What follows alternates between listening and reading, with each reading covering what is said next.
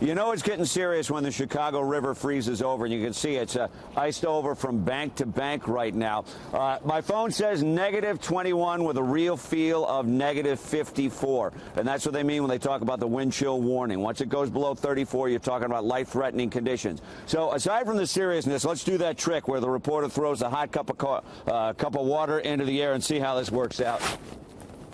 There you go, cup of mist. Not to undermine the seriousness of what's going on. It is so severely cold that the rail operators are lighting the rails on fire with the commuter trains. And that is because the rails can get so cold that they shrink. They can crack. They can actually shear off the bolts. It happened in Minneapolis, St. Paul, where the blue line had a crack in the line. Fortunately, the worst that developed out of that was a number of delays for the people commuting.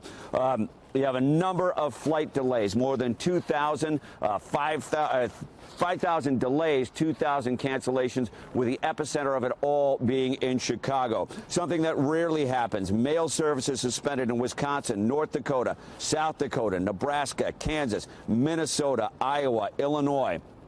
If you talk about closures from schools to businesses, when in doubt, if it's in the north central part of the country, that business is probably closed down. Lots of warnings about going outside, particularly without the proper gear.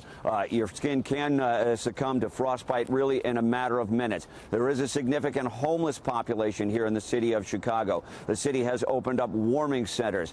They've got the homeless shelters open. They're turning no one away. They've even gone as far as to take city buses and drive them to the tent cities where the homeless population lives. But I spoke with a lot of them yesterday. They say they're veterans of the street. They're not going inside. So as the sun is coming up today and things are getting moving, we're going to see how those people are doing. But still life-threatening conditions out here in the city of Chicago and the northern central part of the country. Wow,